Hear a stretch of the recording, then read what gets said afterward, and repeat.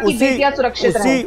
उसी बोलने की आजादी के दौरान तो ये भी बोल दिया जाता है राधिका जी कि यहाँ पर ये सब बीजेपी के लोग हैं।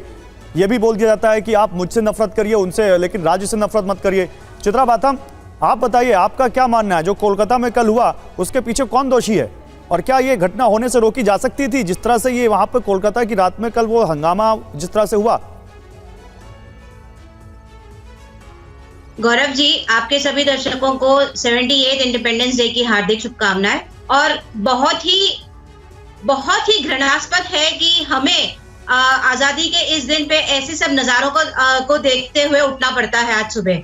मैं आपको बताना चाहूंगी कि जिस तरीके से कल एक पीसफुल प्रोटेस्ट इतना तीव्र रूप ले लिया, उसके पीछे कौन लोग हैं, जबकि ममता बनर्जी वहां की जो चीफ मिनिस्टर है उन्होंने सीबीआई इंक्वायरी ऑलरेडी उसके ऊपर घोषित कर दी थी। एक पीसफुल प्रोटेस्ट होने के बावजूद सीबीआई इंक्वायरी उन्होंने नहीं घोषित की थी, हाईकोर्ट ने कहा था, उस पर हाईकोर्ट पे हो रही है, हाईकोर्ट के कहने पे सीबीआई इंक्वायरी हो रही है। उन्होंने भी सीबीआई इंक्वायरी की मांग की थी। और मैं आपको बता दूं कि पूरे टीएमसी के लोगों ने सभी ने इसका खंडन किया है, लेकिन इसके बावजूद यहाँ पे एक जो इतना घिनौना इंसिडेंट हुआ है, उस घिनौने इंसिडेंट को कैसे सेंसेशनलाइज किया जाए, वो किस तरीके से, मतलब महिला को न्याय दिलाना तो अब मेरे ख्याल से बहुत दूर दूर तक की बात हो गई। लेकिन इस टीआरपी के चित्रा जी, तो मैं ये पूछ रहा हूँ आपसे, क्या मैं एक सीधा सा समय, राधिका जी एक मिनट, मैं ये पूछ रहा हूँ चित्रा जी, आप मानती हैं कि क्या टीएमसी की जो सरकार है और राज्य की जो पुलिस है वो स्थिति को भांपने में, जब स्थिति इतनी संवेदनशील है तब तो आपको और ज्यादा अलर्ट होना चाहिए ना, तो क्या सरकार और पुलिस स्थिति को भांपने में नाकाम रही? हेलो जी, आवाज आ रही है?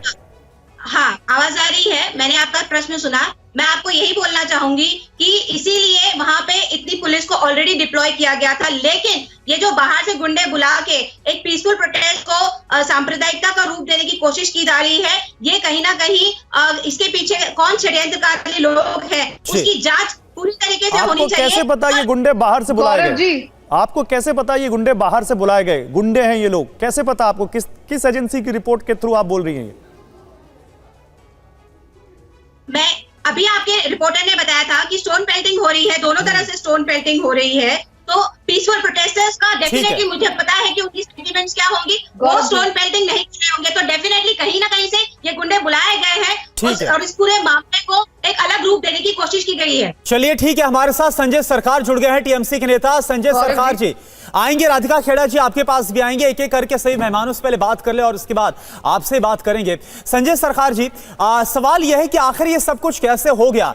आखिर किसकी लापरवाही थी? कैसे इतना सब कुछ वहां पर तोड़फोड़, एक भीड़ अंदर घुस जाती है? ऐसे में जब मामला बहुत ज्यादा संवेदनशील है, लगातार वहां पर इन्वेस्टिगेशन हो रही है, सीबीआई ने इन्वेस्टिगेशन शुरू कर दी है, जो कुछ हुआ इसके लिए आप किसको जिम्मेदार मान रहे हैं? देखिए, आज independence day, happy independence day. पहले मैं आपको बताना चाहता हूँ, मेरे बहन एक बहुत सही बात बोली है अभी सही, जो पहले दीदी भी बोली थी कि अगर सीबीआई अगर आप जांच कराना चाहते हो तो करा सकता, अगर एक हफ्ता के अंदर में अगर ये भी नहीं करता तो सीबीआई को जांच सौंपा जाएंगे। आप हाईकोर्ट के बाद, हाईकोर्ट बाद में देखिए, भारतीय जनता पार्टी जितना मतलब जितना नीचे उतार सकते उतार जाते, उसमें उतारने के लिए कोई कमी नहीं है इसको। और कल जो घटना किया गुंडा मावाली ने किया, भारतीय जनता पार्टी और कम्युनिस्ट लोग जो है उसको कार्यकर्ता मिल के गुंडा मावाली कल हॉस्पिटल के अंदर में किया है, या तमाम जनता यही बंगाल के आज बोल रहा। कल रात को जो घटना, जो एजिटेशन था, हम लोग को घर के बहू बेटी लोग भी बाहर निकल के एजिटेशन किए हैं, हम लोग को घर के बहू बेटी लोग भी, वहां पर सिर्फ कोई ये अकेला कोई बात नहीं है। और ये बात बोल रहे हैं भारतीय जनता पार्टी को जो प्रवक्ता यहाँ बैठी हुए हैं, इनको तो बोलना शर्म होना चाहिए। आप बनारस में गैंग रेप किया था, भारतीय जनता पार्टी का आईटी सेल का कौन था? कुणाल पांडे, सक्कम पटेल, अभिषेक चौहान, तीनों भारतीय जनता पार्टी को आईटी सेल का था। बनारस में, बनारस यूनिवर्सिटी के अंदर में गैंग रेप किया। बीजेपी को जवाब मत दीजिए, हमें जवाब दीजिए। बीजेपी के बारे में आप जो बोलना बोल दीजिएगा। आप नहीं सुनिए संजय सरकार सुनिए। आप अभी बीजेपी का सवाल नहीं है, अभी सवाल आपकी पुलिस का है, आपकी सरकार का है।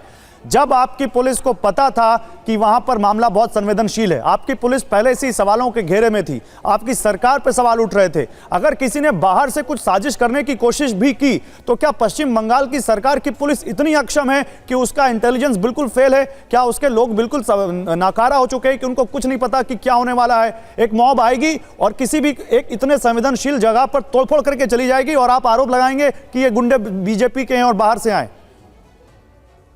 कल जो एजिटेशन था ये शांतिपूर्वक एजिटेशन था, और जो एजिटेशन में हम लोग को घर का बहू बेटी भी निकाल के गए थे।